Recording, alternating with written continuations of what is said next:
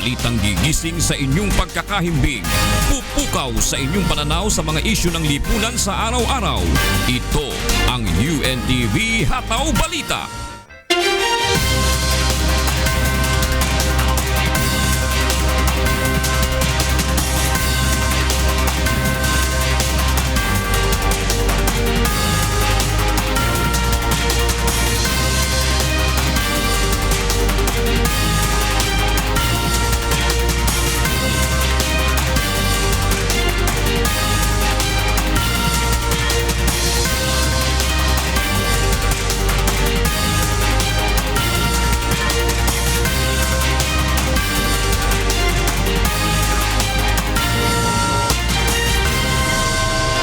Alas 4:47 na po na umaga. Magandang morning, Monica. Good morning, Jude. Ano si Friendly Nicky? Magandang morning, Friendly Nicky. Ba't ginagaya mo naman? Pag alas 4, hindi. Kumbaga, bata pa kami, ganun na yan eh.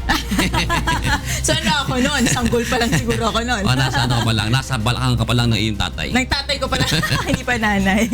Alright, magandang umaga po mga sambahay.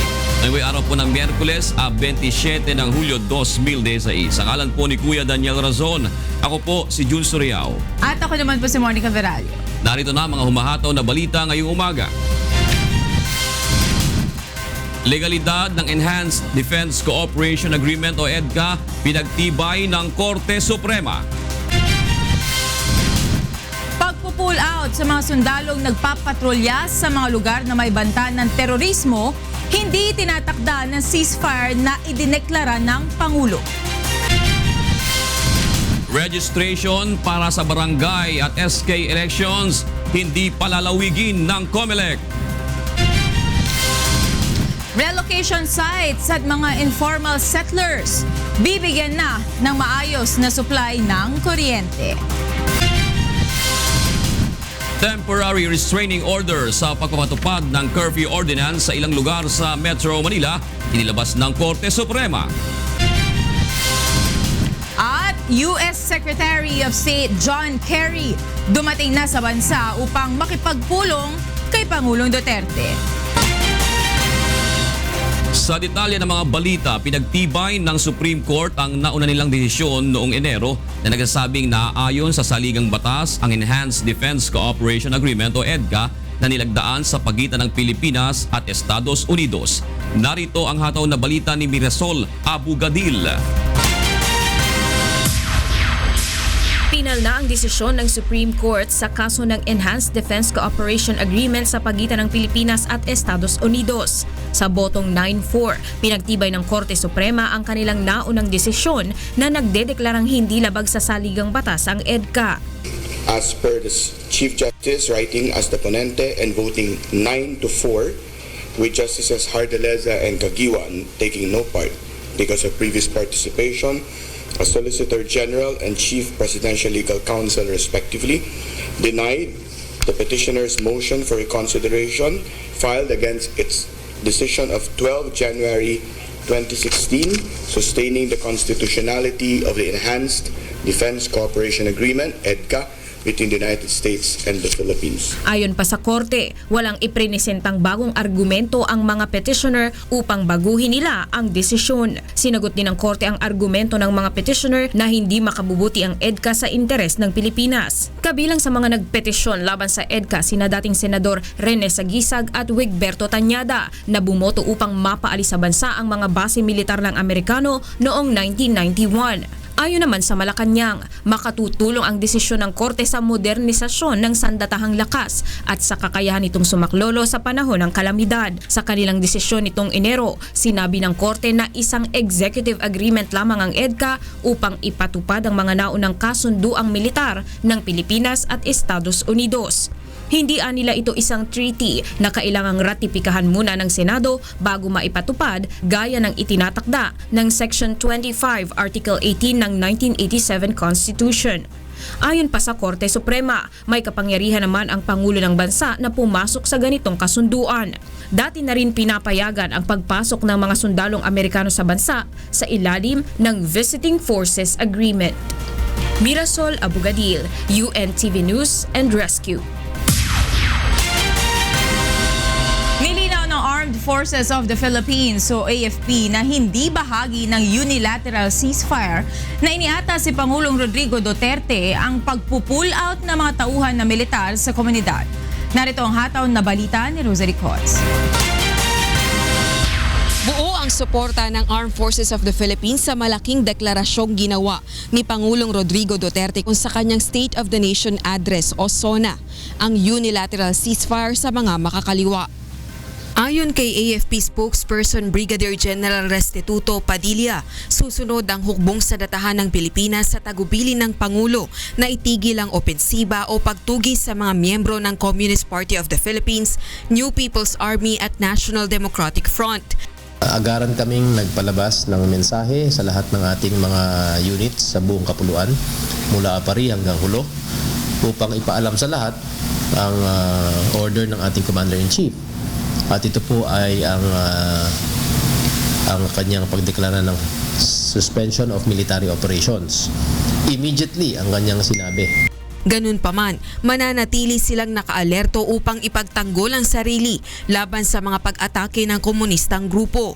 Nilinaw din ng militar na sa idineklarang ceasefire ay hindi tatanggalin sa kanilang mga pagpapatrolya ang mga sundalo, lalo na sa mga lugar na may banta ng kaguluhan at kriminalidad.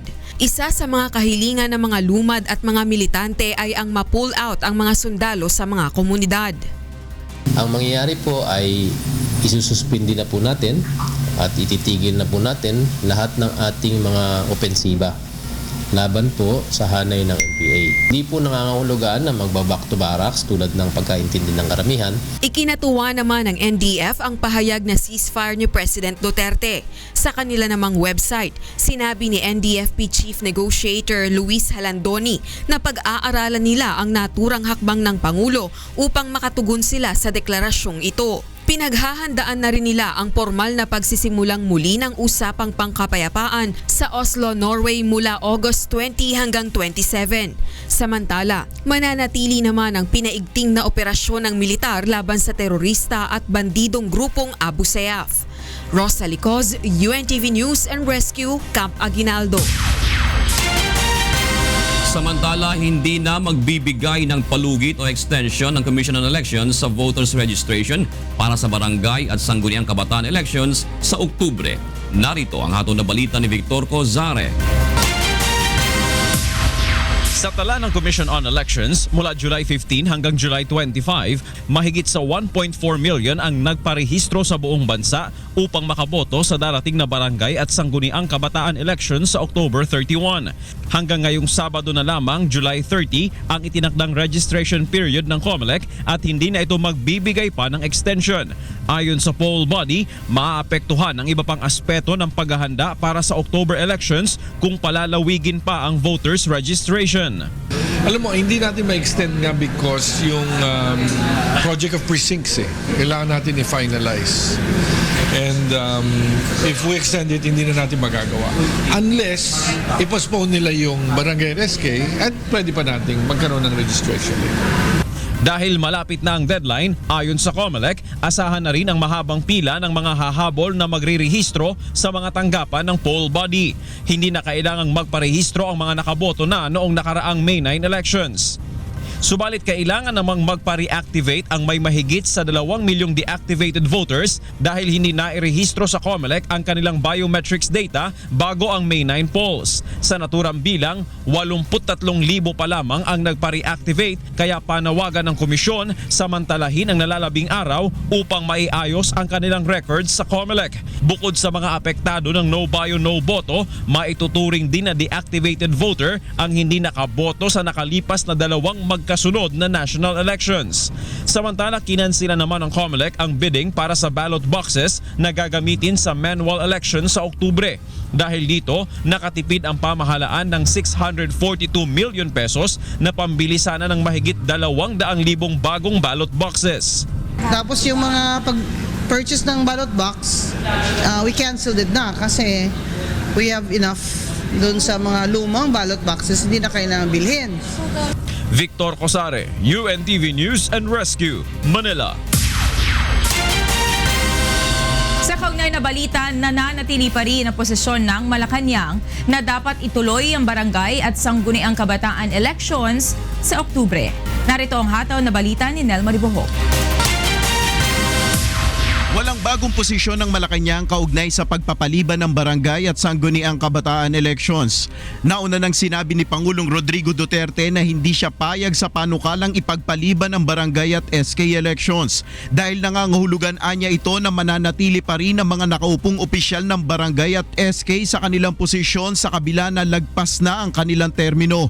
Umaasa naman ang Commission on Elections na makapagpapasya na ang Kongreso kung ipagpapaliban ng barangay at SK elections bago ang August 21. Pagka August 21, we will start printing the ballots for barangay and SK. So kung biglang i-postpone nila yon, tapos papalitan na naman natin balota, dagdag gastos yan. Ayon kay Bautista, una nang nakipag-ugnayan sa kanya ang ilang miyembro ng mababa at mataas na kapulungan ng Kongreso kaugnay ng issue sa pagpapaliban ng eleksyon at isa sa natanong ay ang halaga ng matitipid sakaling isabay ang barangay at SK polls sa Constitutional Convention. They were also asking us the amount ng magkano ang how much would be the difference between if you hold it separately versus simultaneously. And the number that is being advised is mga 6 to 7 billion.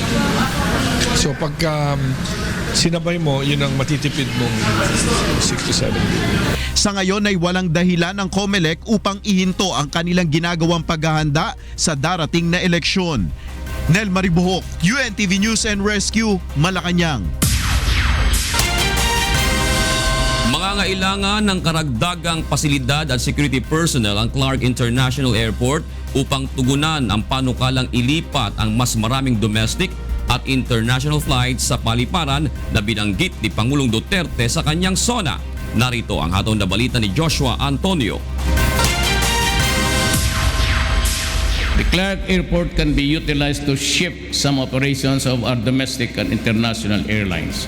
Welcome sa pamunuan ng Clark International Airport ang plano ni Pangulong Rodrigo Duterte na ilipat sa paliparan sa Pampanga ang maraming biyahe ng eroplano bilang solusyon sa problema sa air traffic congestion sa Ninoy Aquino International Airport. Ayon kay Clark International Airport Corporation President at CEO Emigdio Tanwaco III, matagal na nilang inaasam na ma-develop ang 2,367 hectares na Clark Aviation Complex at batid nilang naharap sila sa malaking hamon sakaling matuloy ang planong ilipat ang operasyon ng mas maraming airline companies. Challenge in the sense that we will have to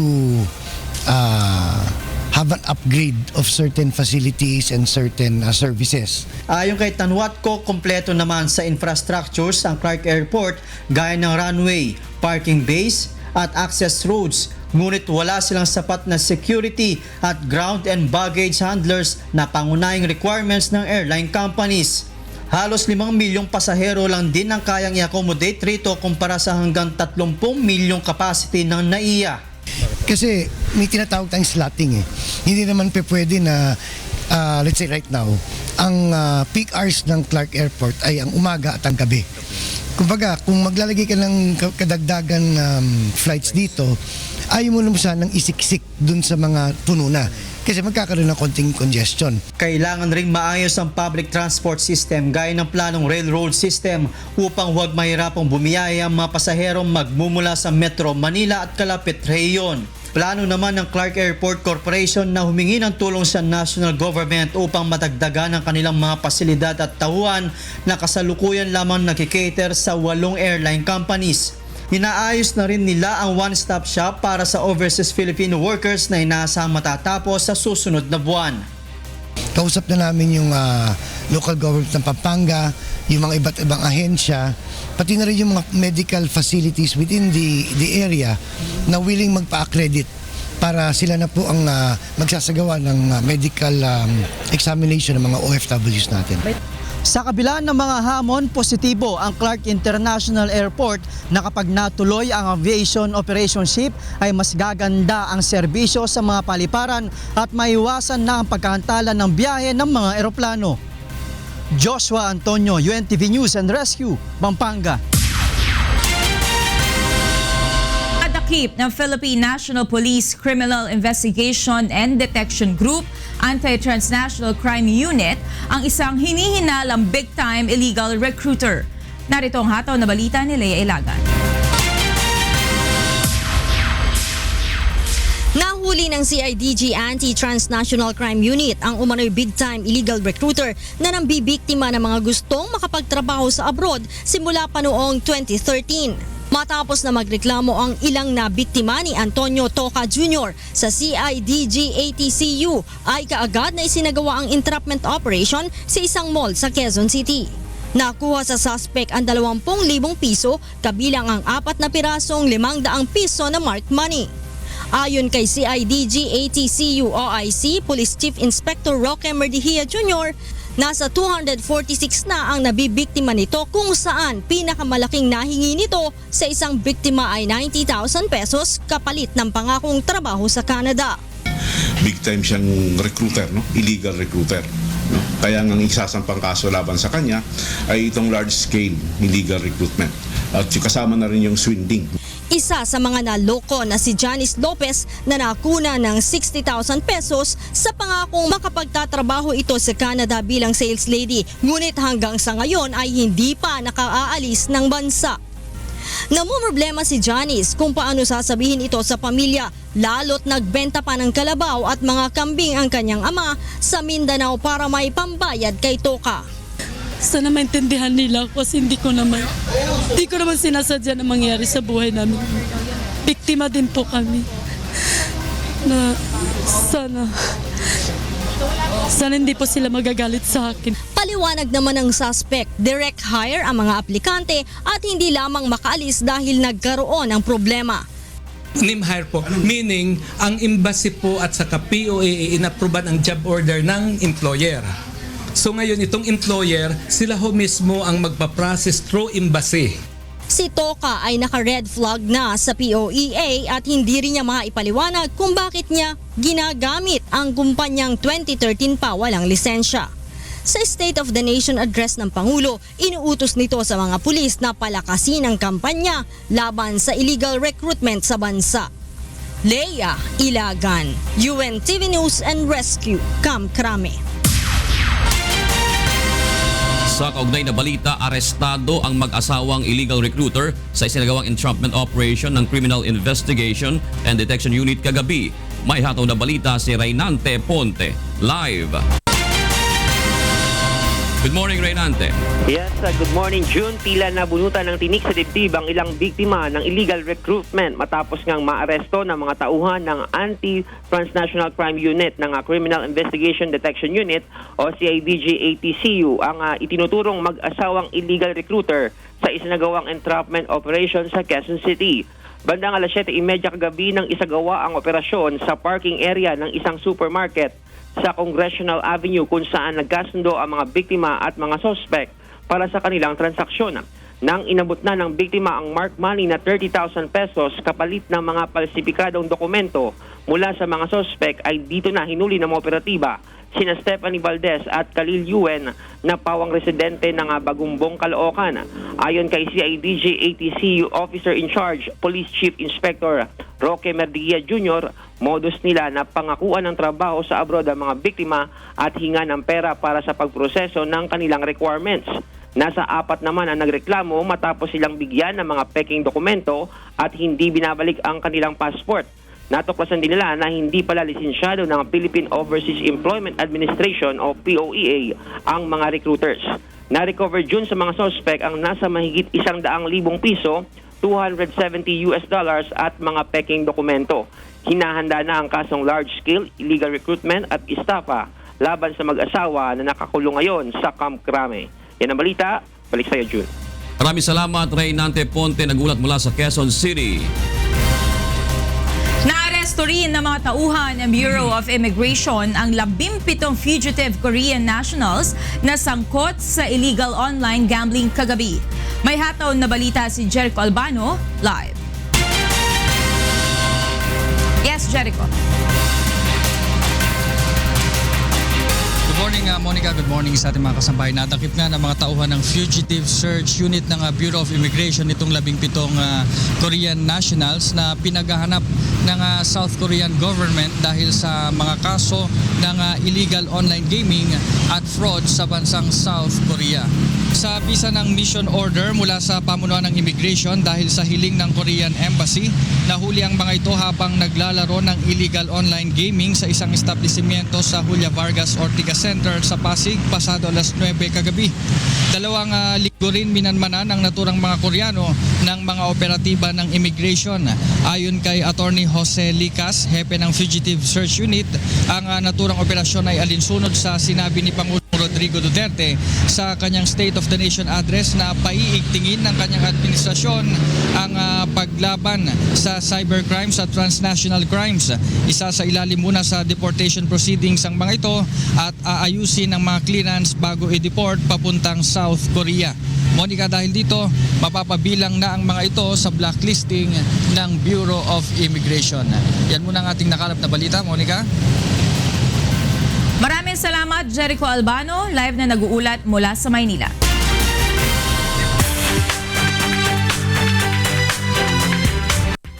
Nag-donate ang basketball star na si Michael Jordan ng $2 milyon bilang makatulong sa pagsugpos sa police violence sa Estados Unidos.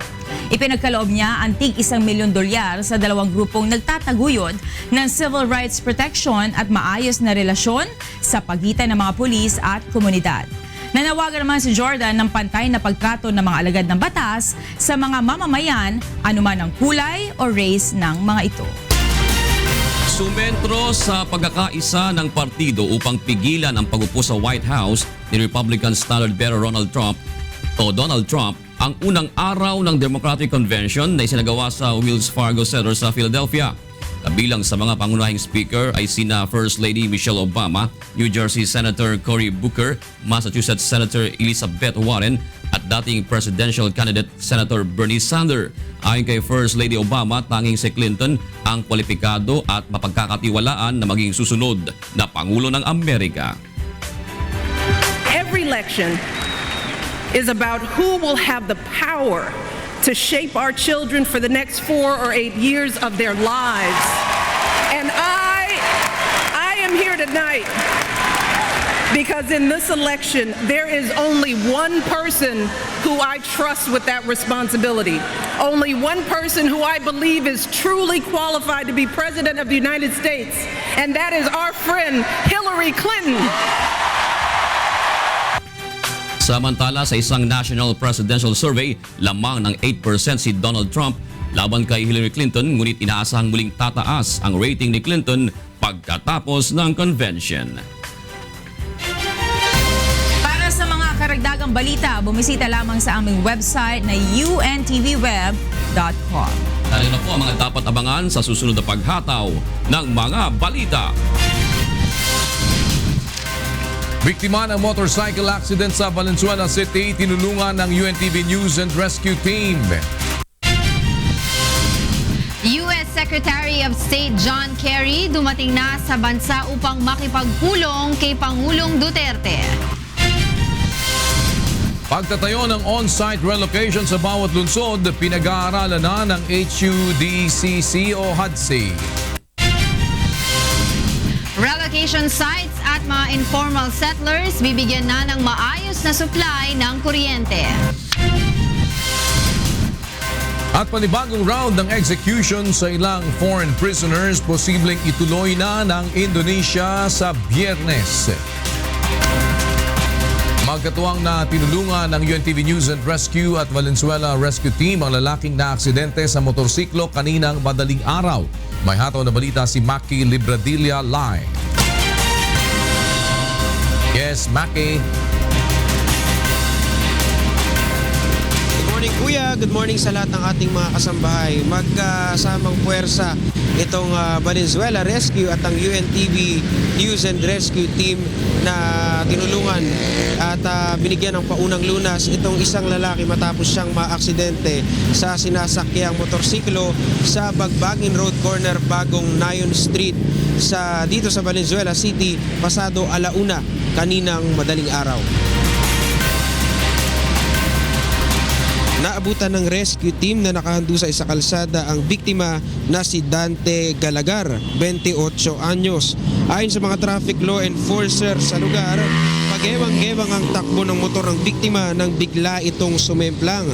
Aminado naman ang kaibigan ng biktima na nakainom sila ng kanyang kaibigan subalit hindi ito lasing. Baka sa biktima ang malubhang sakit na dinadanas habang nilalapatan nito ng paunang lunas. Bukod sa mga sugat sa katawan at muka at malaking bukol sa ulo ay iniinda din ng biktima ang tinamong pinsala sa kaliwang balikat. Agad namang dinala ng Valenzuela Rescue ang biktima sa pinakamalapit na ospital para mabigyan ng agarang atensyong medikal. Yan munang latest, balik sa iyo kuya. Maraming salamat, Maki Libradilla. Nagulat ng live mula sa Valenzuela City. Dumating na sa bansa kagabi si United States Secretary of State John Kerry para sa 2 araw nitong pagbisita. Makikipagpulong ito kay Pangulong Rodrigo Duterte at Department of Foreign Affairs o DFA Secretary Perfecto Yasay Jr.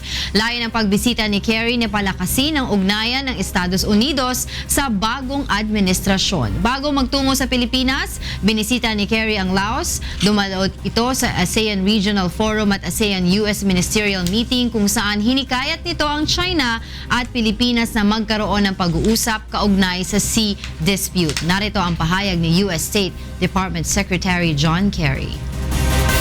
So I want to emphasize the peaceful settlement of these disputes is absolutely critical, we think, to all of us. And we encouraged all of the claimants to behave responsibly and to exercise restraint. The United States of America does not take a position on the side of one claimant or another claimant. We don't get involved in the substance of somebody's claims. 5:52 na po, gising-gising na kayo. Pinag-aaralan na po ng Housing and Urban Development Council o Coordinating Council o HUDC ang pagsasagawa ng on-site relocation sa mga pamilyang nawala ng tirahan o nawawala ng tirahan kapag may isinasagawang demolisyon. Narito ang hataw na balita ni Grace Casin. Naging abala nitong nakaraang linggo si Vice President Leni Robredo sa pakikipagpulong at pagbisita sa mga relocation sites sa mga nakatira sa mga liblib na barangay. Dito nakita ng Vice Presidente ang kahalagahan ng pagkakaroon ng maayos na on-site relocation para sa mga informal settler na dinedemolish ang mga bahay. Bukod sa maayos na tirahan, kinakailangan din ng mapagkakakitaan. Yung social cost, grabe kasi nagkakahiwala yung mga pamilya. Dahil yung asawa sa mga anak nandun na sa kung saan yung relocation site sa labas ng Manila, yung tatay bumalik dito para magtrabaho, nagkakaroon na, marami na nagkaroon ng panibagong pamilya.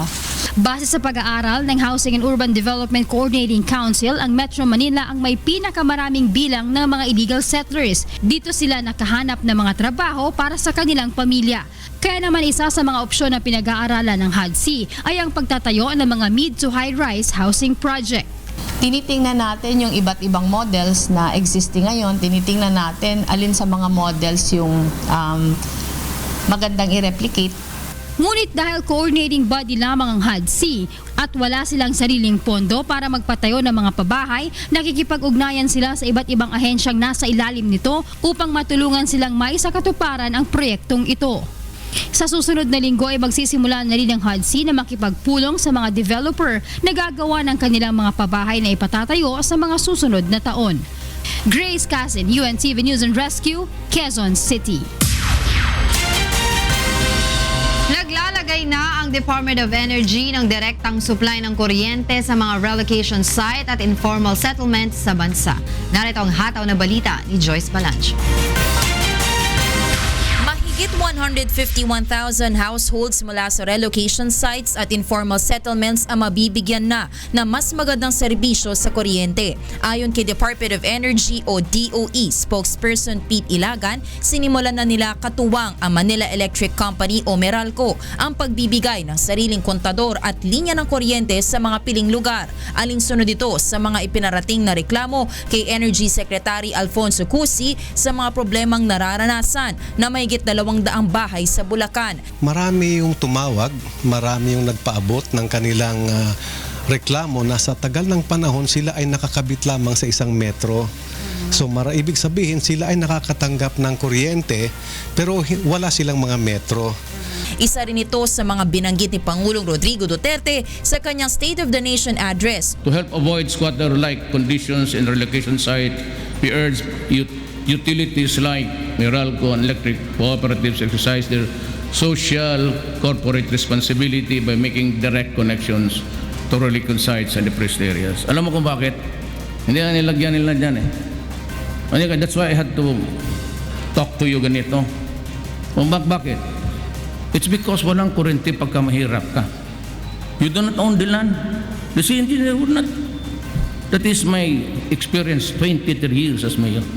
Kaya naman, nagsimula na maglagay ang DOE at Meralco sa mga lugar na may problema ng supply ng kuryente ng regular at prepaid electricity service. Sa naging pulong ng Department of Energy at Meralco, nakapagtala na sila ng mahigit 2,000 kabahayan na nabigyan na ng mga sariling linya ng kuryente sa ilalim ng Relocatees and Informal Settlers Program.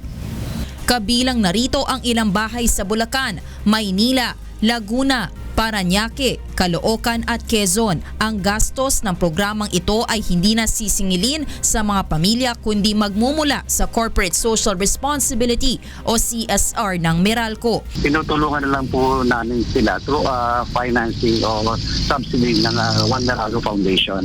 So parang we're targeting mga close to 5,000 families a year. So pinipila namin sila kung sino yung pinaka-urgent yung inuuna namin. Nilinaw naman ng DOE na bagaman nakatutulong ang programa sa ikagagaan ng buhay ng mga beneficiary, hindi ibig sabihin nito ay iniengganyo nila ang pagtira sa mga illegal settlement. So malaga muna mabigyan ng kuryente yung mga nangailangan at itong issue ng squatting should be addressed separately. Joyce Balancio, UNTV News and Rescue, Department of Energy. Itutuloy na ng Indonesia sa Biyernes ang panibagong round ng execution sa ilang foreign prisoner nito. Ayon sa Pakistani Embassy official, kabilang sa nakatakdang i-execute sa Biyernes sa pamamagitan ng firing squad ang isang Pakistani prisoner. Bagamat hindi pa batid kung ilan ang kasama sa execution ngayong linggo, iniulat ng Indonesian media na 14 na bilanggo ang inilipat sa isolation cell sa high security prison ng bansa sa Nusa Kambangan Island. Walang ibinigay na bilang ng mga nasa death row ang Indonesian authorities, ngunit kabilang dito ang ilang British at French national at ang Pilipinang si Mary Jane Veloso. Ito na ang ikatlong pagkakataong magkakaroon ng execution sa bansa sa ilalim ng panunungkulan ni Indonesian President Joko Widodo. Desidido naman ang pamunuan ng Philippine National Police na matugunan ang kampanya ni Pangulong Rodrigo Duterte laban sa operasyon ng ipinagbabawal na gamot sa bansa. Narito ang hataw na balita ni Lea Ilagan. There will be no let up in this campaign. Double your efforts. Triple them if need be. Nakahanda ang Philippine National Police na tumugon sa utos ni Pangulong Rodrigo Duterte na gawing triple ang kanilang trabaho laban sa iligal na droga.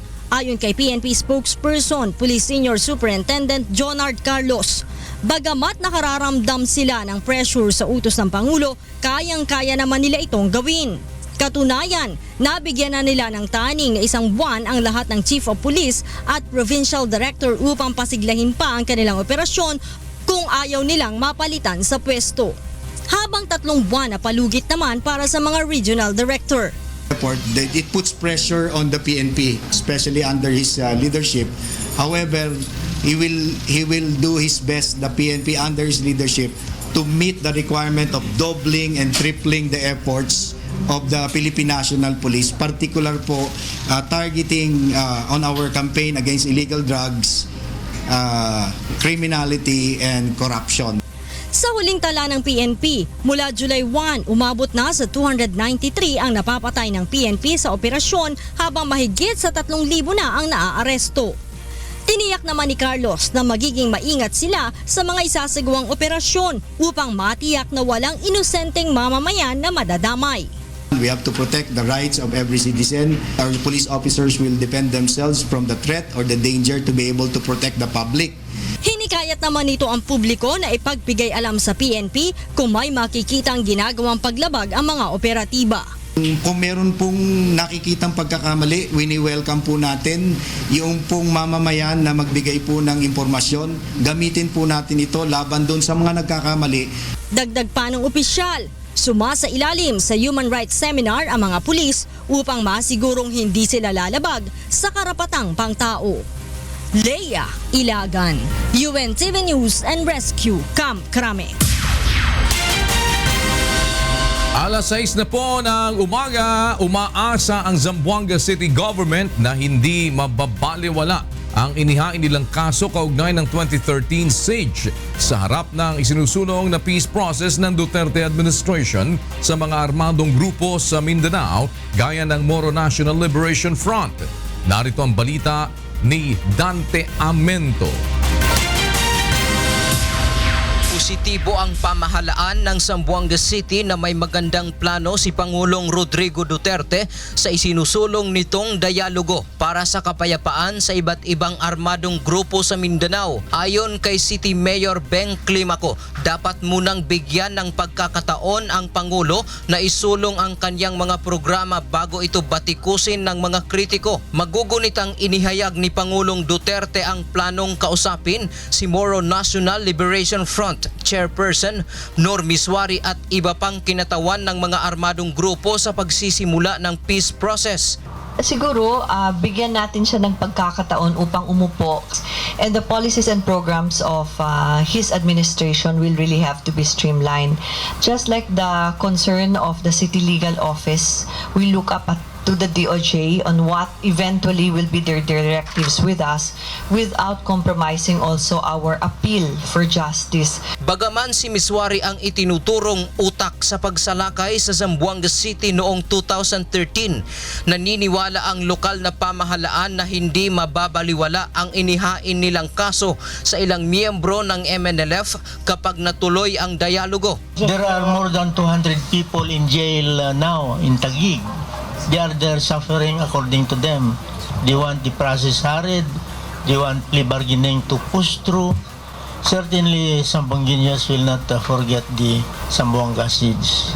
Noong nakaraang linggo ay nakausap ni Pangulong Duterte ang mga lokal na opisyal ng Zamboanga City, ngunit hindi natalakay ang 2013 siege issue dahil umalis agad ang Pangulo pabasilan para sa kanyang unang tour of military bases.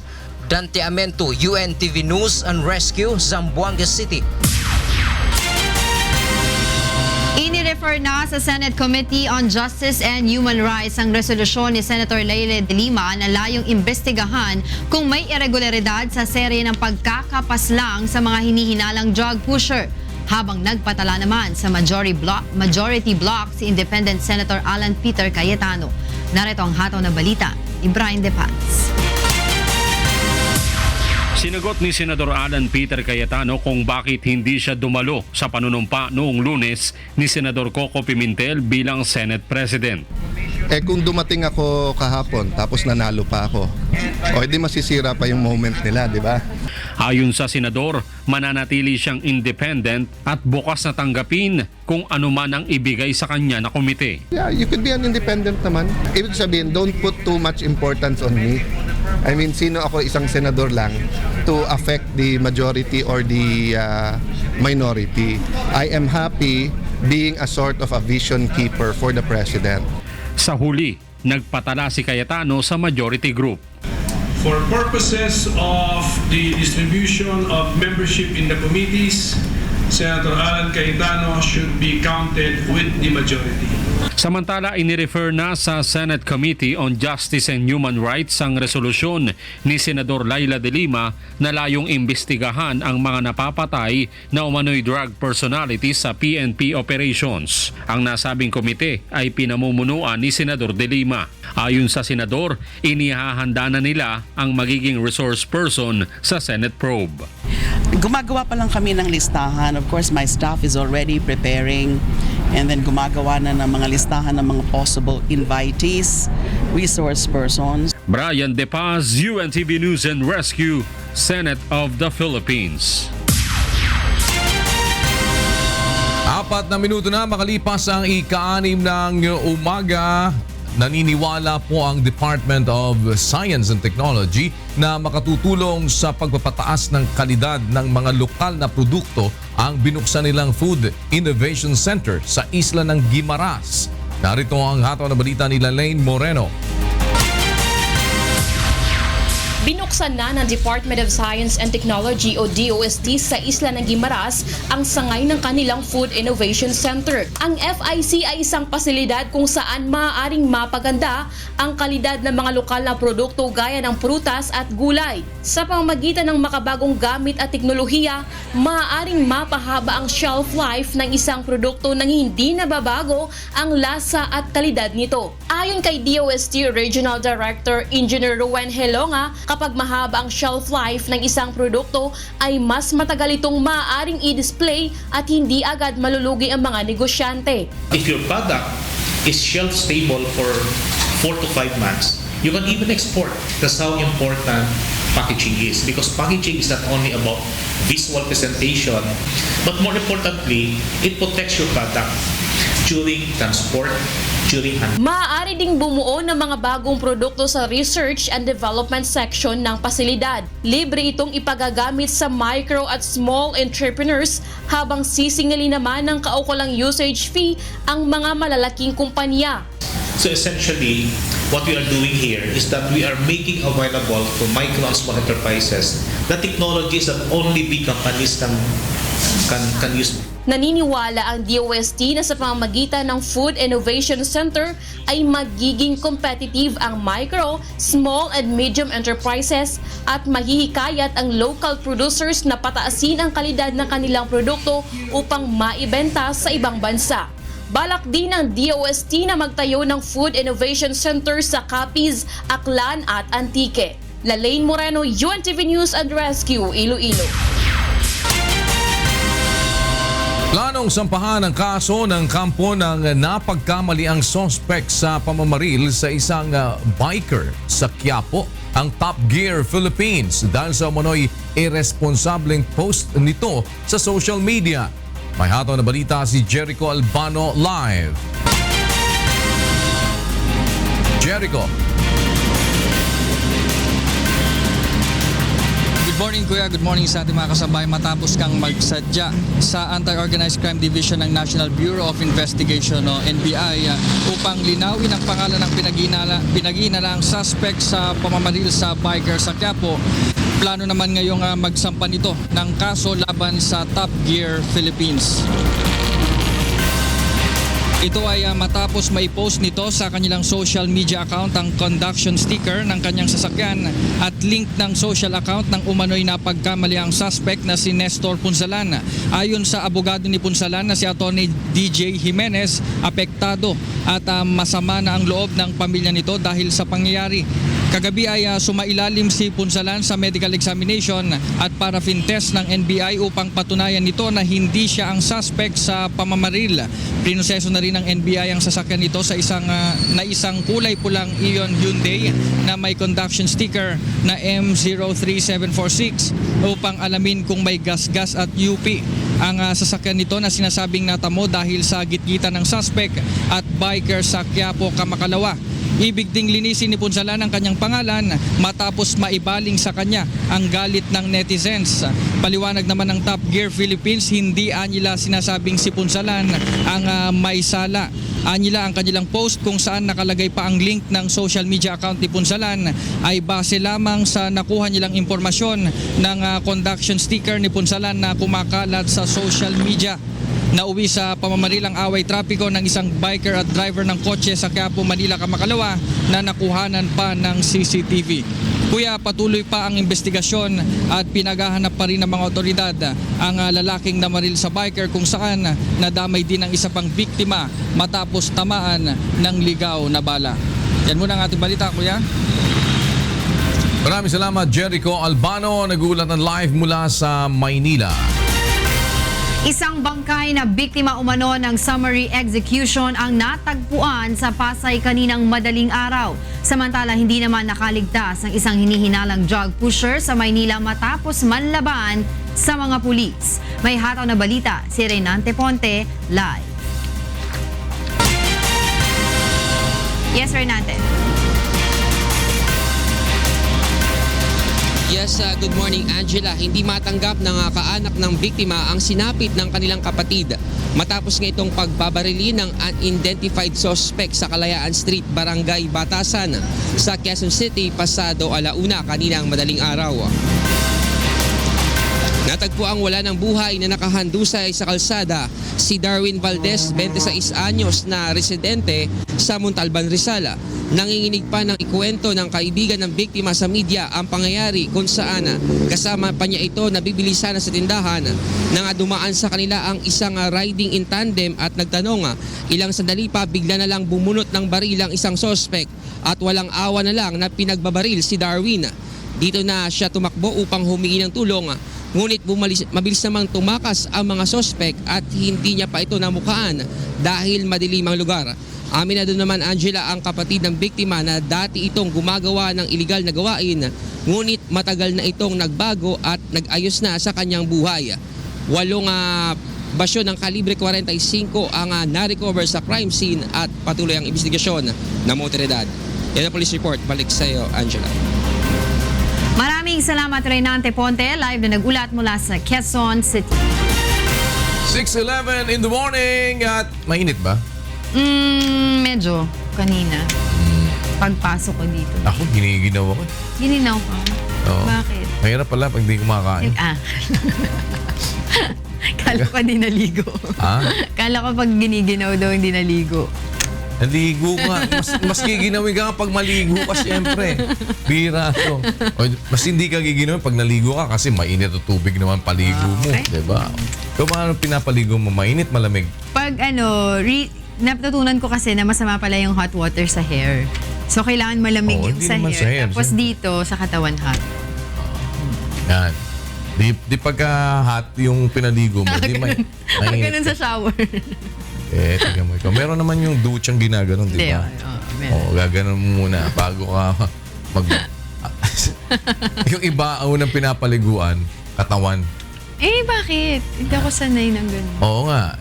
Kasi madudumi ang kaulit. Hindi ba pag gano'n? Dapat pataas pa baba. Usually pag naliligo ng ulo, hindi nakasama sa shower. So pag diretso yung shower, kung malamig yung papaligo mo sa malamig. Malamig. Kaya usually pinaghihiwalay. Kaya meron sila yung mahabang. Iba yung may parang shower na extend. Ginagamit.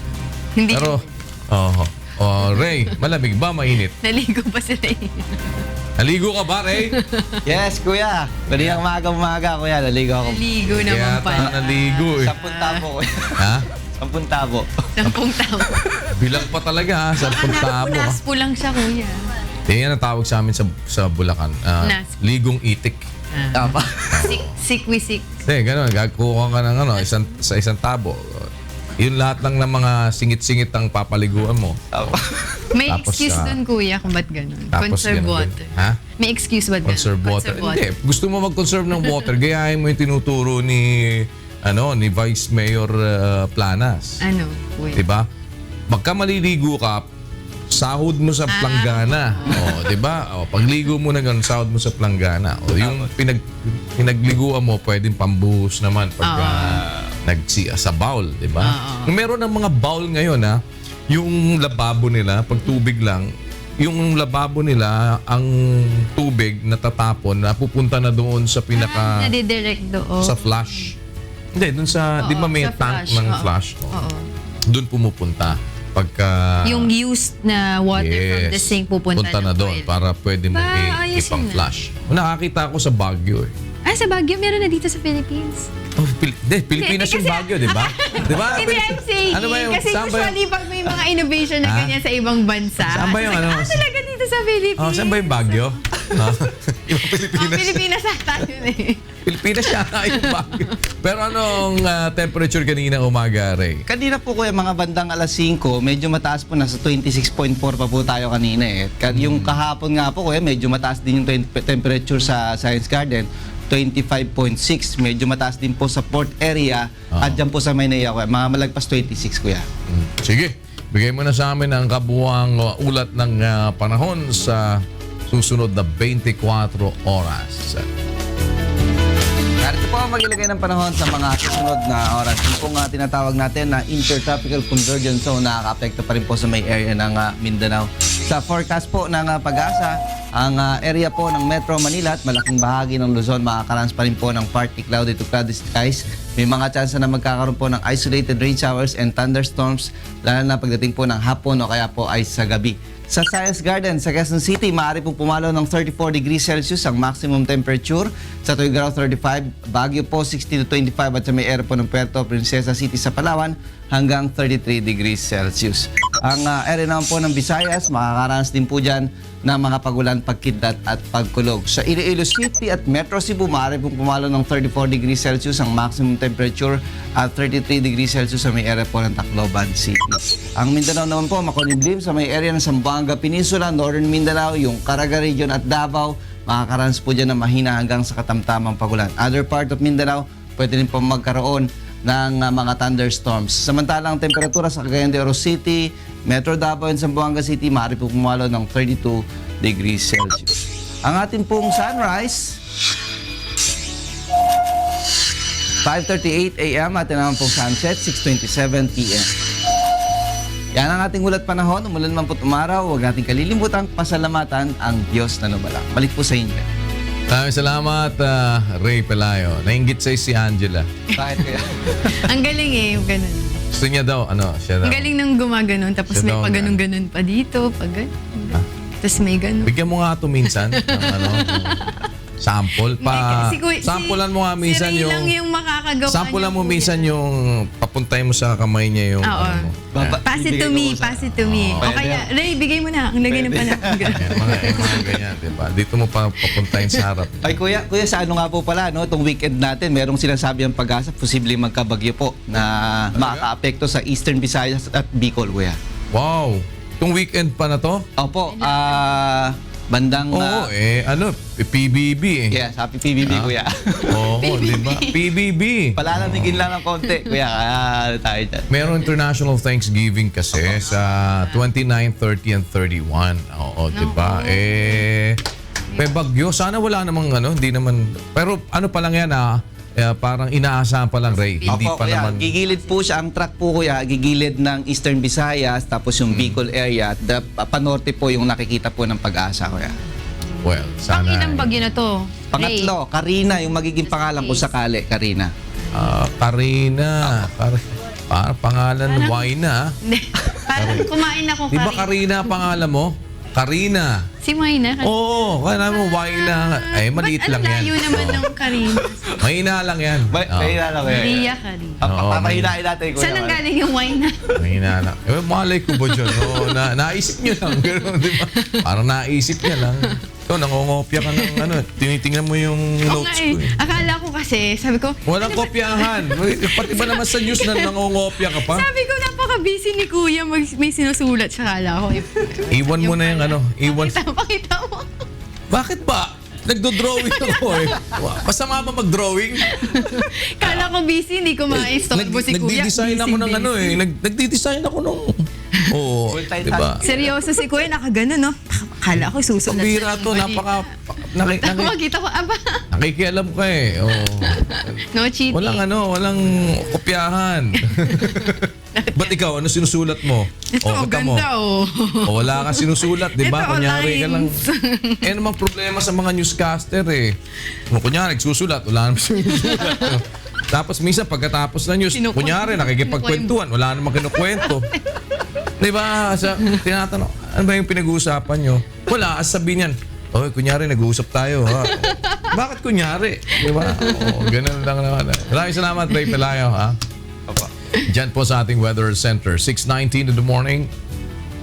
Oh. Para sa mga karagdagang Ngayon, di ka makapangopya ngayon. Sige.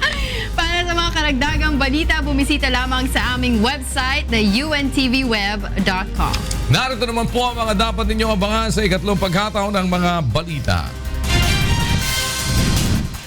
Pagpapatupad sa curfew ordinance ng Maynila, Quezon City at Navotas, pinigil ng Korte Suprema. Pagsasaayos ng Safe Conduct Pass para sa mga exiled militant leader, ipinag-utos na ni Pangulong Rodrigo Duterte.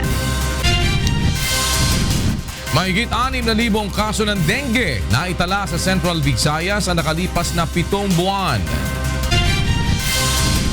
At drug user sumuko sa pulisya sa tulong ng serbisyong kasangbahay.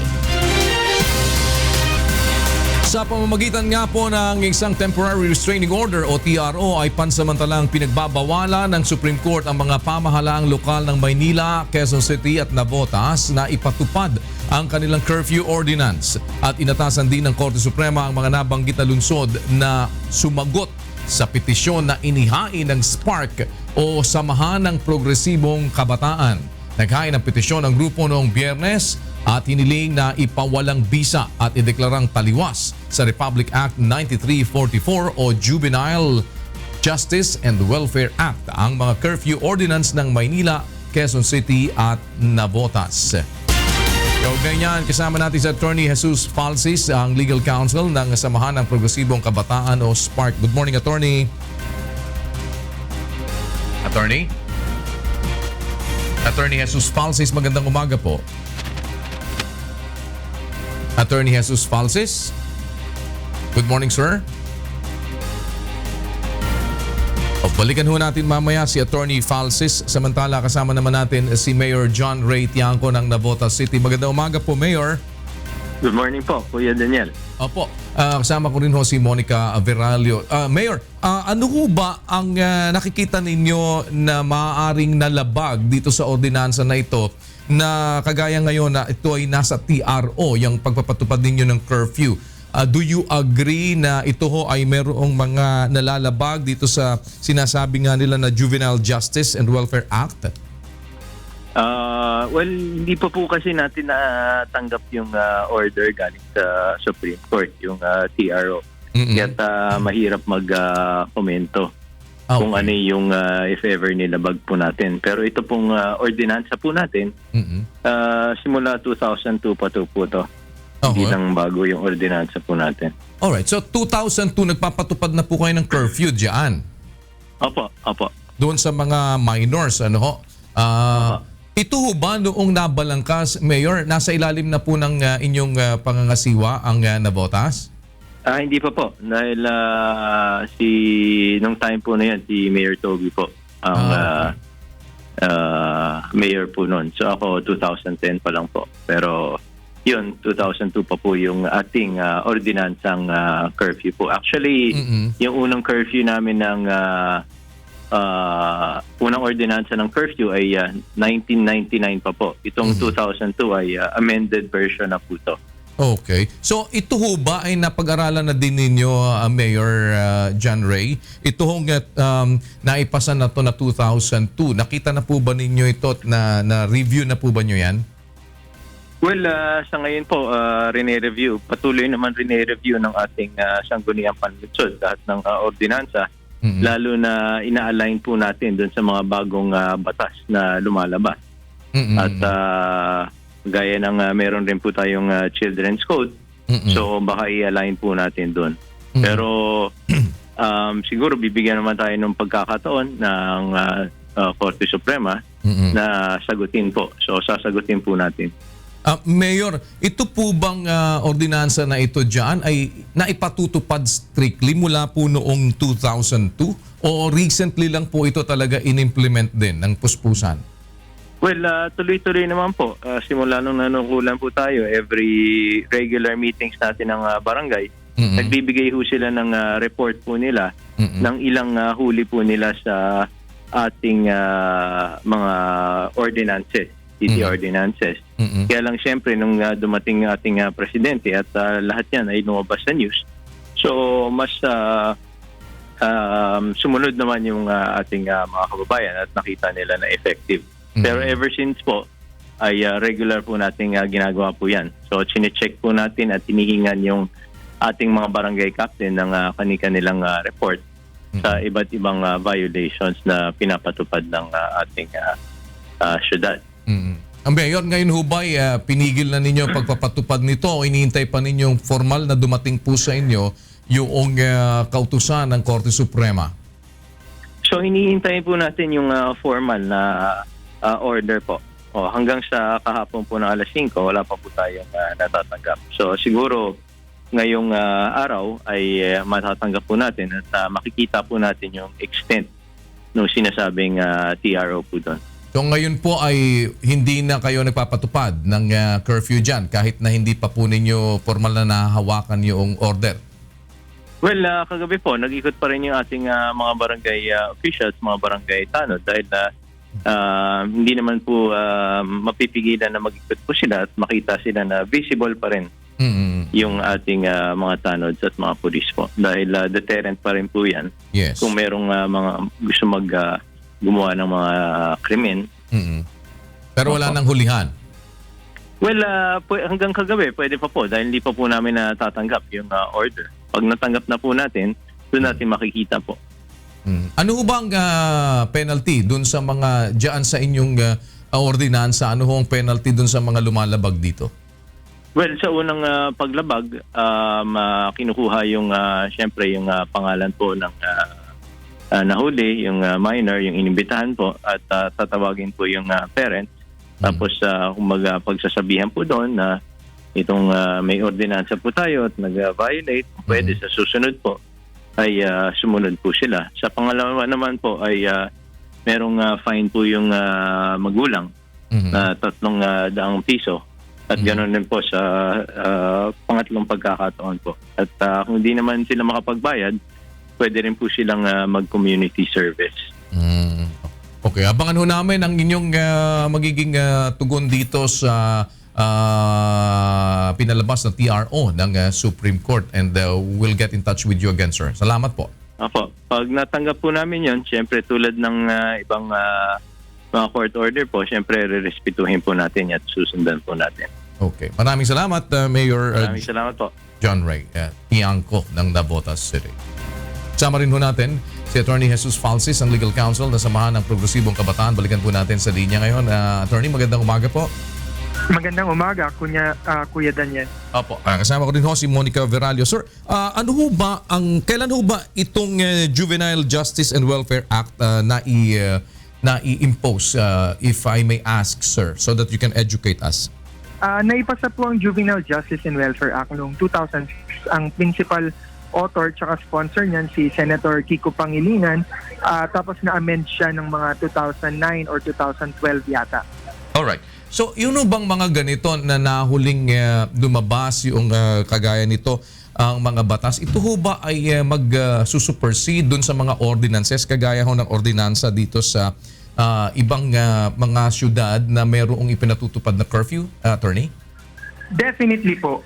Ang national law or isang batas na pinasa ng Kongreso, it will override, supersede kahit before pa siya napasa or after napasa, mas mataas yan sa isang ordinaryong ordinansa.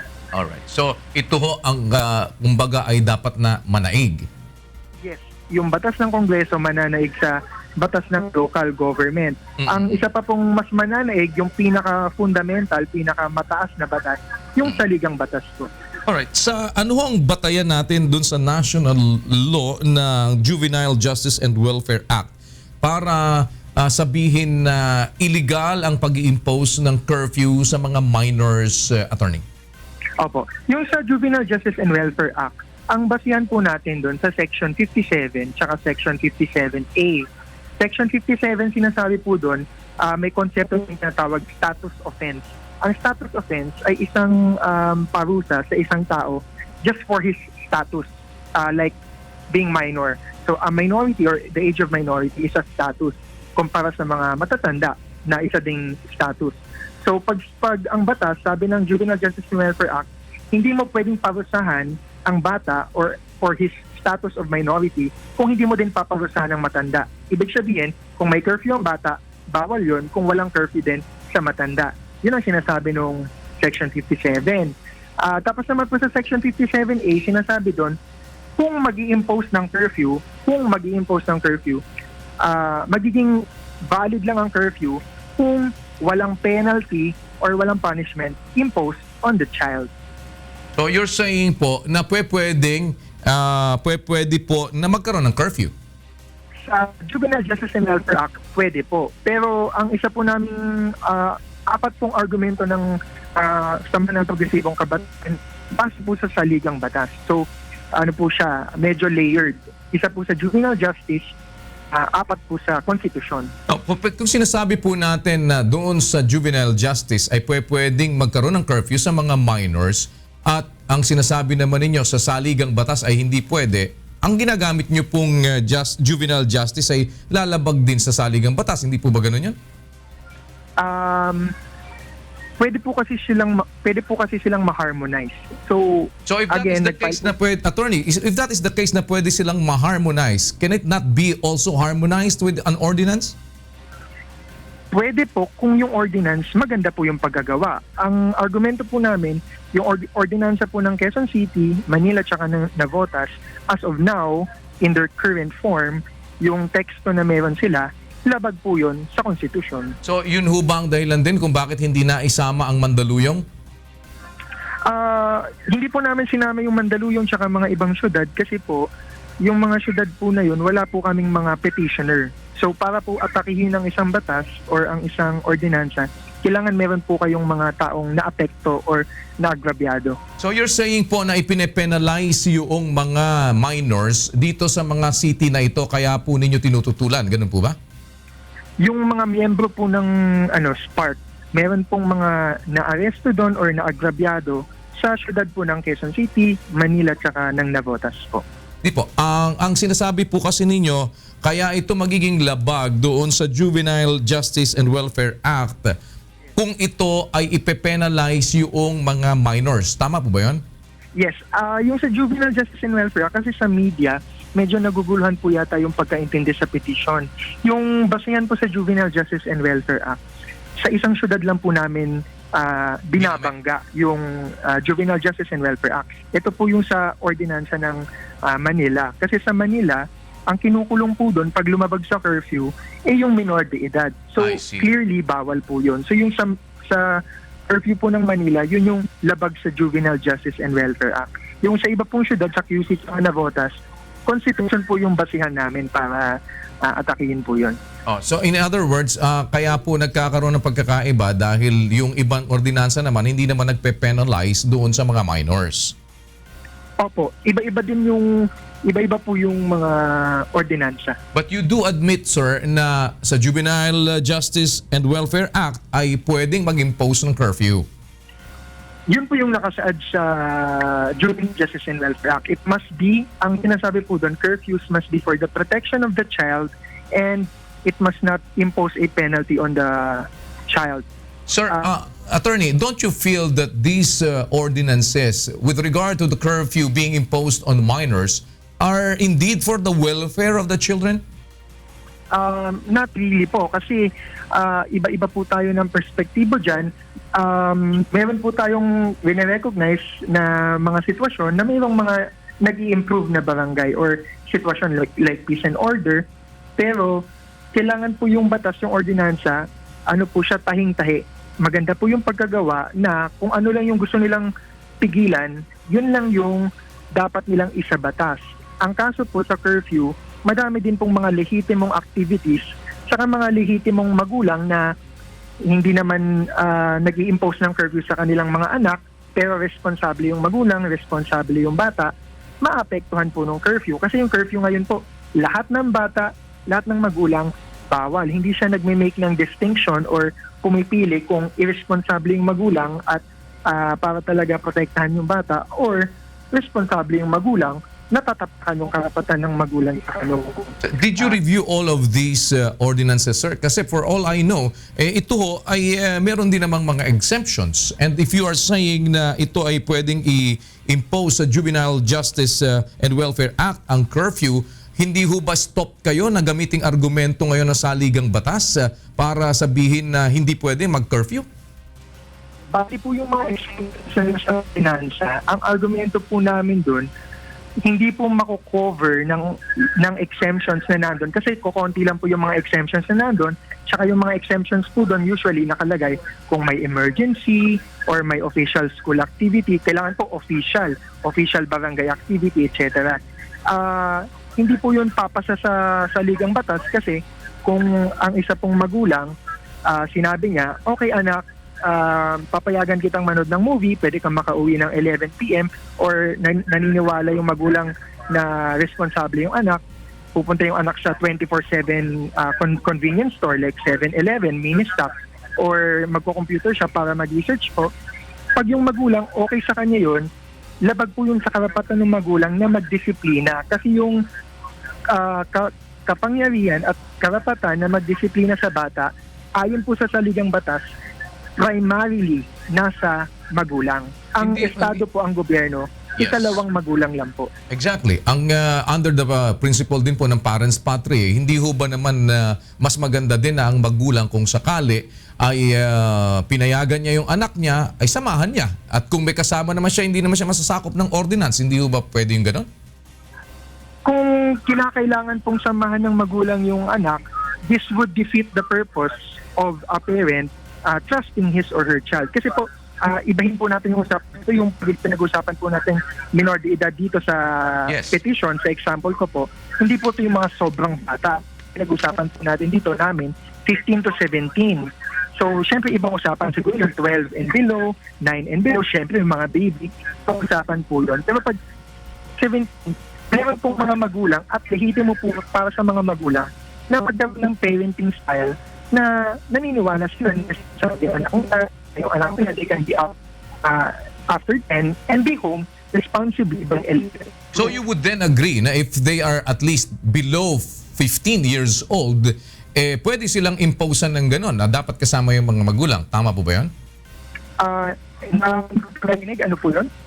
Kung halimbawa po na ang bata ay 15 years old, below 15 years old, would you agree na kung sakasakali ito'y pwedeng imposean ng ganyang klase ng curfew na dapat ay kasama ang magulang kung sakali man papayagan silang lumabas? Yung kung magbabago po yung ordinansa na 15 and below, mas lalakas po yung argumento na valid yung ordinance.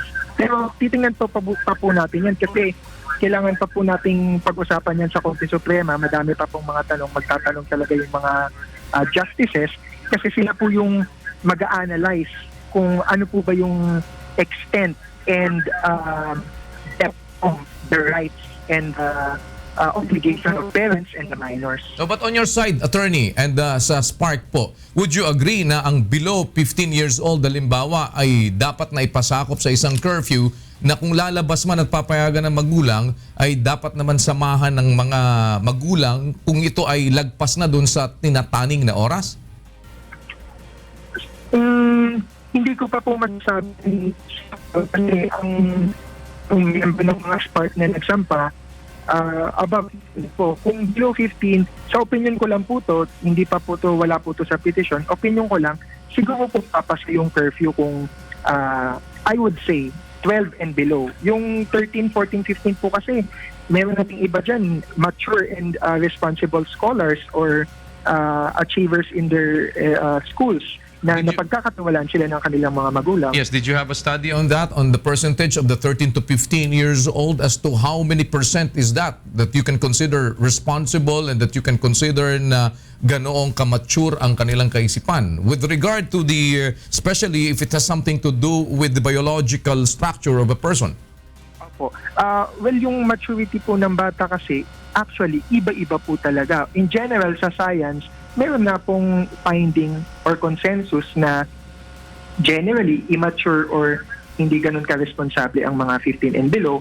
Pero again po, doon papasok yung utos ng saligang batas. Meron pong utos ng saligang batas na ang mga batas na deprive or kumukuha ng karapatan ng mga tao like to travel, to liberty, and yung discipline rights ng parents, kailangan po ang kautusan ng saligang batas sa pagkuha ng mga karapatan na yun dapat pahing-pahi or maayos po yung pagkagawa sa batas na yung mga nasasakop lang talaga na masasamang bagay na kailangan pigilan ng gobyerno, yun lang yung talagang covered. Exactly. So under the principle of parens patriae, naniniwala din po kayo na inherent ito sa pamahalaan, sa Estado, na pangalagaan ng kanyang mamamayan. At kung nakikita niya na ang mga ganitong kabataan ay nakikitang nalululong sa iba't ibang mga bisyo, ay maaari siyang mag-impose ng isang bagay na maaaring gamitin para protektahan ito. Tama po ba yun? Opo, may inherent power ang Estado na i-regulate or magpasa ng mga batas for the welfare of the people. Pero po as specifically to minors, sa Constitution po, again, ang natural and primary right, ang nauunang karapatan sa pagdisiplina at pag-impose ng curfew or ng kahit na anong disciplinary measure on the child is on the biological parents or the legal guardians. And the state, secondary lang po sila. Kahit may konsepto ng parens patriae, papasok ang parens patriae kapag hindi ginampanan ng mga magulang ang kanilang responsibilidad. Are you saying, sir, na hindi po, na dapat po lahat ng batas sa matanda ay kapareho ng batas sa bata? Yun po yung inuutos ng Juvenile Justice and Welfare Act in general, as a general rule po. Pwedeng magkaroon ng exceptions like curfew, 2(1)C violations, madami pa pong sinabi ang Juvenile Justice and Welfare Act. Pero as a general rule, sinasabi po nila na ng batas na bawal ang status offense kasi po ayon po to sa wisdom ng ating mga senators noon tsaka congressmen, it does not promote the best interest of the child if you only pursue or target children and penalize them for that. And you agree that curfew can be an exemption to that, sir? Again po, pag-uusapan sa Korte Suprema, sa opinion ko po, merong mga curfew na pwedeng maging valid or lehitimo sa Juvenile Justice and Welfare Act tsaka sa Saligang Batas, pero kailangan po tahing-tahi yun. Unang-una, bawal ang imprisonment sa bata. Ikalawa, bawal din sa opinion ko po ang imprisonment sa magulang. Kung may mga mandatory counseling or community service, baka pwede pong pumasa yun. Pero ikatlo po, sa opinion ko lang din, kasi pag-uusapan pa po sa Korte Suprema, hindi po pwedeng hulihin yung bata at idala sa barangay or sa police station. Kailangan pag may lumabag na minor de edad sa curfew, ang diretso kagad sa pagdala dito sa bata ay sa bahay lamang. Hindi pwede sa kahit saan. Maraming salamat po sa panahon pinagkaloob niyo, Attorney Jesus Falsis III. Mag-abang po kami ng mga magiging development ng mga balitang ito, sir. Salamat din po, Sir Daniel. Thank you po. Salamat po, Attorney Jesus Falsis III, Legal Counsel na Samahan ng Progresibong Kabataan o SPARK. Samantala, tutol naman ng ilang barangay sa Quezon City, Navotas at Maynila sa ibinabang Temporary Restraining Order o TRO ng Korte Suprema sa Curfew Ordinance. Mula sa Quezon City, alamin natin ang detalye mula kay Maki Libradilla, live. Yes, Maki. Monica, good morning kuya at sa lahat ng ating mga kasambahay. Mula nga ng paigtingin sa buong Metro Manila itong curfew hours sa minor de edad ay unti-unti nang nadidisiplina ang mga ito sa pagsunod sa ordinansa. Subalit sa ngayon ay nababahala ang mga barangay sa Quezon City, Navotas at sa Maynila nang ipatupad o ibaba ng Korte Suprema ang temporary restraining order sa curfew hours dahil nababahala sila na muling magkalat sa lansangan itong mga minor de edad. Sa Navotas, wala umano silang nagawa kundi sitahin na lang para umuwi ang mga menor na kanilang nadaanan pagpatak ng alas 10 kagabi. Di tulad ng dati ay tila hadlang umano ang TRO para sa pagdidisiplina nila sa mga bata na sumunod sa curfew hours. Ikanalungkot naman ni ex-o Teofilo Heraldo ng Barangay 393 sa Maynila ang desisyon ng Korte Suprema sa pagdidisiplina dahil disiplinado na anya ang mga minor de edad sa kanilang barangay. Subalit baka manumbalik ito sa mga kalsada sa gabi kapag na lamang hindi sila huhulihin ng barangay. Malaki rin anya ang tulong ng pagpapatupad ng curfew hours para mailayo sa alinmang krimen ang mga kabataan. Kaya naman panawagan ng mga barangay na mga naturang lungsod na huwag patagalin ang TRO at ipagpatuloy ang curfew hours upang tuluyang maiiwas ang mga minor de edad sa kapahamakan sa kalsada pagpatak ng curfew hours. Yan mo ng latest. Balik sa'yo, Monica. Maki, isang katanungan lang, no? Ikaw ay nasa Quezon City ngayon. Gusto ko lang itanong kung ipinatupad pa rin ba ng Quezon City yung paghuli ng mga bata after ilabas kahapon yung TRO regarding dito sa curfew.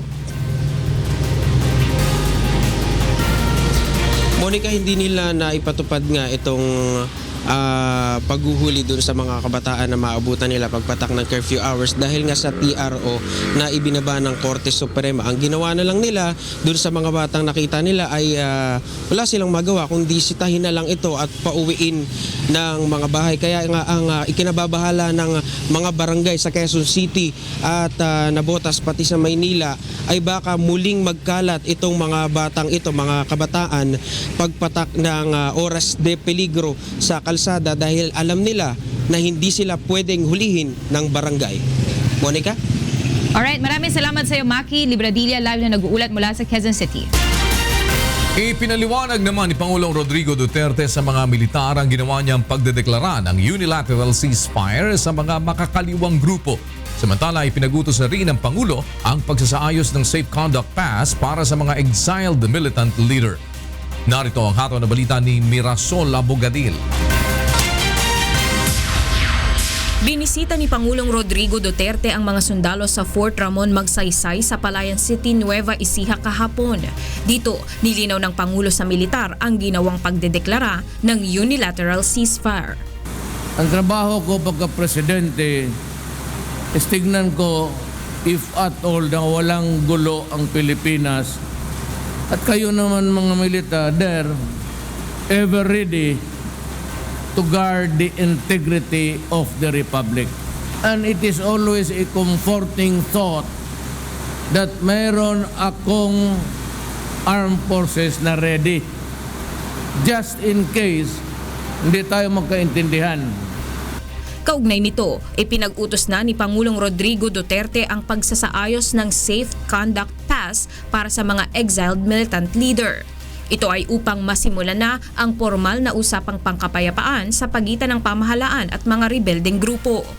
And I have to start with releasing the leaders, not release on anything but Safe Conduct Pass for Season, Misuare. Wala namang problema si Murad, walang kaso. At sabay-sabay na lang ang usapan natin towards the end of the year. Ngunit ayon sa Pangulo, dapat munang putulin ng Moro Islamic at Moro National Liberation Front ang kaugnayan nito sa bandidong grupong Abu Sayyaf. Kasi yung armas ng Abu Sayyaf, yun yung armas nila noon. Kasi pag ayaw nilang bitawan o nakakonekta pa rin sila sa Abu Sayyaf, I do not think there will be a significant result.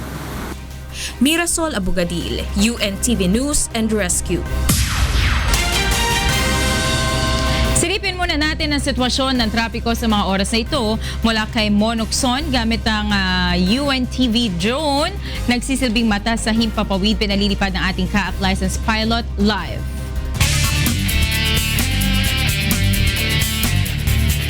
Magandang umaga, Mon. Magandang umaga, Monica. Good morning, Kuya. Bigyan natin ng gabay itong ating mga kababayan na bumibiyahe sa oras na ito sa sitwasyon ng trapiko. Unahin natin ang ilang mga live points natin. Partikular, unahin natin itong C3 dyan sa may Malabon. Sa mga nanggagaling po ng Malabon area at dyan sa may Kamanava, yung po mga papunta ng 5th Avenue, light traffic po tayo dyan sa oras na ito, wala po magiging problema. At maging yung area po papunta ng Navotas at Malabon, mula po dyan sa may C3 Road, southbound light traffic po green and go po ang sitwasyon ng trapiko dyan sa area na yan. Punta tayo sa EDSA. Sa mga nanggagaling po ng dyan sa may area ng Buendia, EDSA Guadalupe po, going to Buendia, light traffic po ngayong umaga, wala maging problema. At maging ito pong area naman, papunta dyan sa may north, going Bonnie Crossing, light traffic rin po ngayon dyan sa may area ng EDSA Guadalupe. Tingnan naman natin dito sa may area ng Elliptical Road. Kuha po ng ating drone. Sa mga nanggagaling po ng Fairview, papunta po rito sa may area ng Elliptical Road at dadaan po ng Commonwealth. Medyo nagkakaroon na po ng problema dyan po sa may area ng UP Techno Hub. Moderate traffic po tayo hanggang makarating kayo rito sa may Philcoa. At yung po mga nanggagaling naman dyan sa may EDSA, papasok po rito sa may Elliptical Road na dumadaan ng East Avenue. Wala po masyado maging problema. Light traffic po going po ng Commonwealth Avenue, habang yung mga nanggagaling po ng Fairview ay medyo makakaranas po ng kaunting pagbagal dito po sa may tapat ng Philcoa. Punta naman tayo sa may Welcome Rotunda, dyan sa may area po na yan. Yung po mga mula sa Espanya going to Quezon Avenue, medyo moderate traffic na po tayo sa may area ng Welcome Rotunda. At yung po nagbumula naman ng Banawe going po to Quiapo at dumadaan po ng Espanya, moderate traffic rin po sa oras na ito dyan sa may area ng Welcome Rotunda. Punta naman tayo sa may South West Service Road dyan sa may South Luzon Expressway. Yung mga nanggagaling po ng Villamor Air Base going to Merville dyan sa may Parañaque, heavy traffic na po sa oras na ito. Habang ito pong mula sa Merville naman sa may Parañaque going to Villamor Air Base, abayan ako, medyo mabagal na rin po ang dali ng mga sakyan. Heavy traffic po dyan sa may area ng West Service Road dyan sa may SLEX. Punta naman po tayo ng Quiapo sa may Maynila. Yung pong magmumula ng Quiapo going to Taft, light traffic, no problem po. Habang ito namang Quiapo going to Quezon Avenue ay gayon din naman, light traffic at wala ring masyadong magiging problema sa oras pong ito. Pinapaalala po sa ating mga kababayan na ngayon po epektibo na itong number coding. Lahat po ng sasakyan na plate number nagtatapos sa 5 at 6. Bawal na po kayo sa lahat ng mga lansangan sa Metro Manila. Meron tayong window hours, 10 a.m. to 3 p.m. Subalit hindi po kasama dyan ang lungsod ng Makati at ng Las Piñas.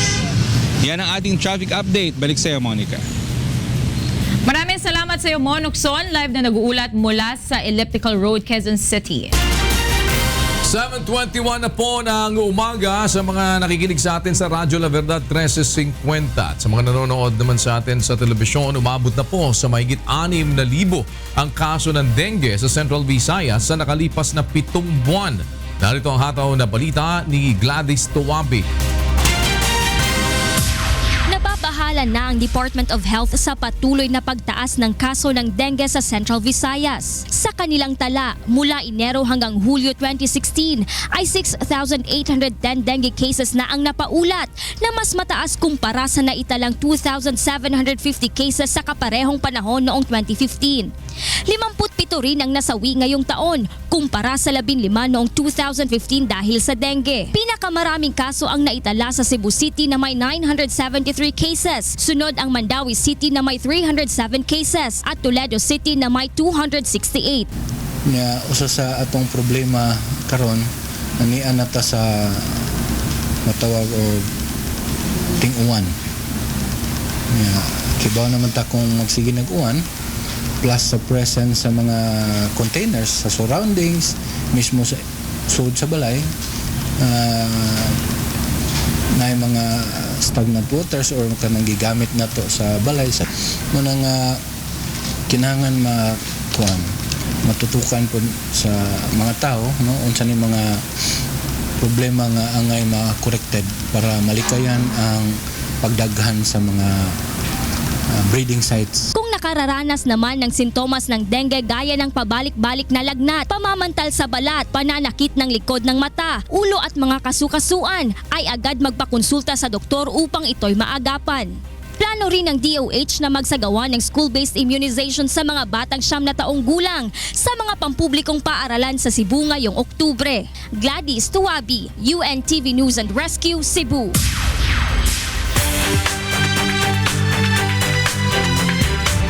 24 ang sugatan sa pagsabog ng isang pabrika sa bayan ng Shirvan sa Azerbaijan. Nangyari ang pagsabog sa Aras Factory na gumagawa ng mga ammunition ng Ministry of Defense. Ayon sa inisyal na investigasyon, nagkaroon muna ng sunog sa pabrika bago narinig ang ilang pagsabog. Sa ngayon ay inaalam na ng mga otoridad ang sanhi ng insidente.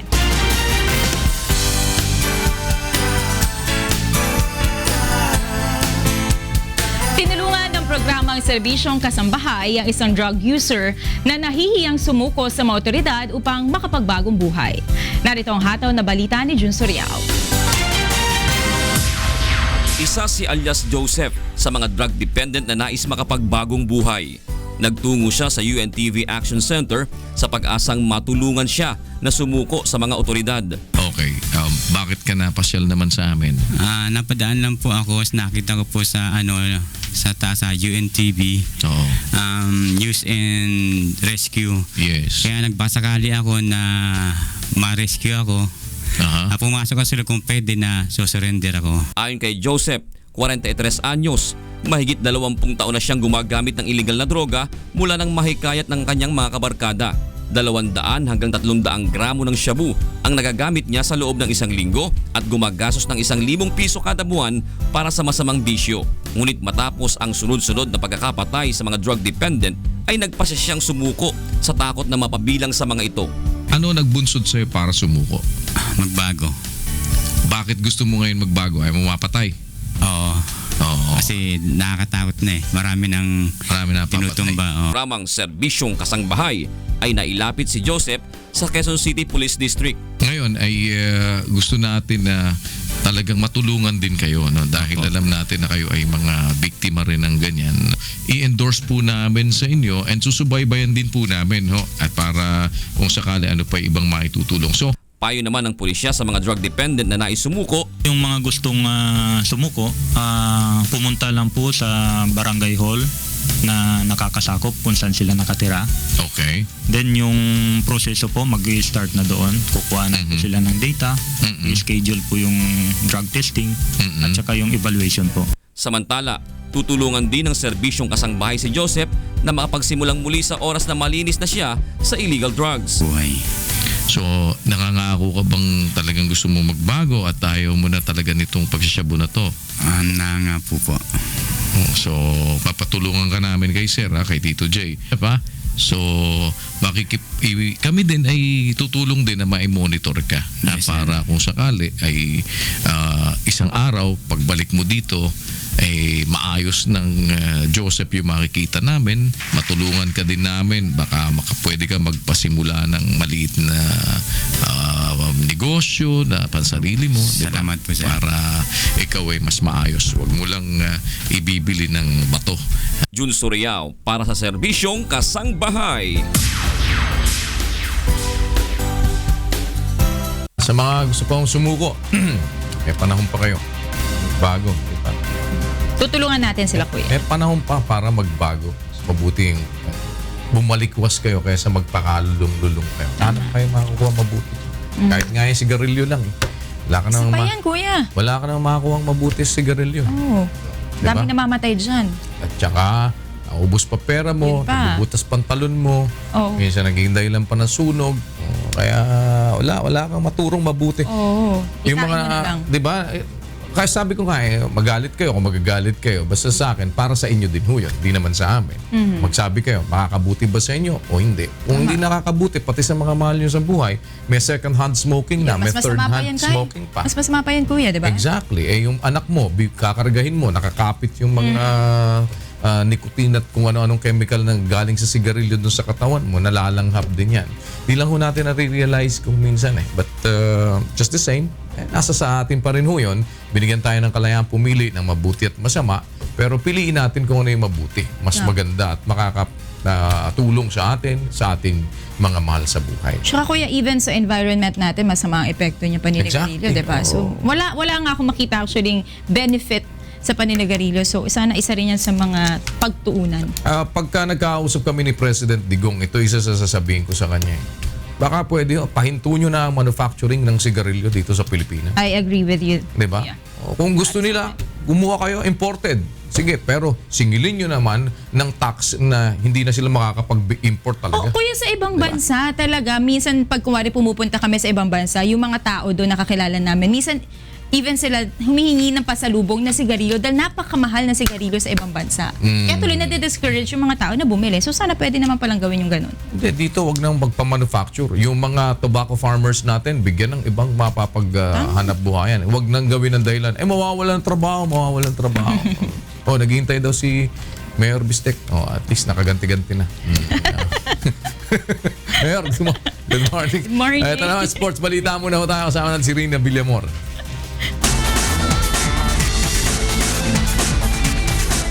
Rina, good morning. Good morning, Kuya. Good news muna tayo para sa ating sports dahil head coach ng Cleveland Cavaliers na si Tyronn Lue pumirma ng panibagong 5 taong kontrata sa kupunan na nagkakahalaga ng $35 million.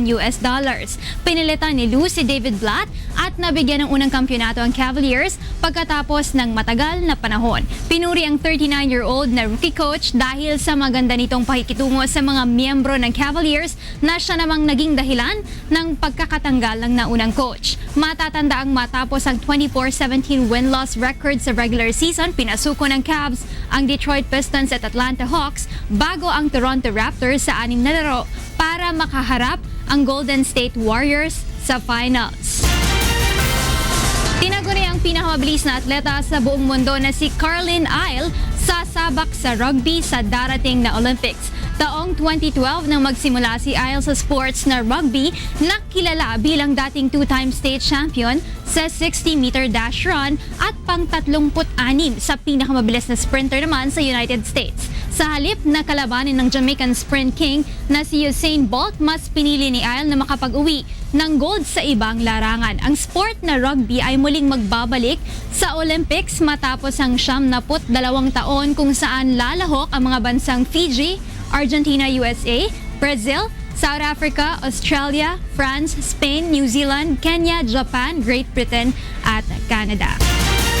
At update lamang dun sa ating Team Philippines, no? Dumating na nga sila dyan sa may bansang Brazil at kahapon daw nagpahinga sila dahil medyo mahaba-haba yung kanilang pagbiyahe. So 25 hours daw from Manila to Rio. Kaya kahapon na jet lag daw sila. Today officially ay magsastart daw sila ng pag-iensayo nila. Kuya? President, ikaw ba? Salamat, President, Rina. Kuya. Salamat, Rina. Thank you, Kuya. Thank you. At dapat makarating ka ng Brazil para sa Rio Olympics. Wow! Kaya lang, hindi tayo nabigyan. Salamat, Rina Villamor. At para po sa iba pang humahataw na balita, bumisita lamang sa aming website ang untvweb.com. Susunod po ang programang Bawal ang Pikon. Get it straight with Daniel Razon.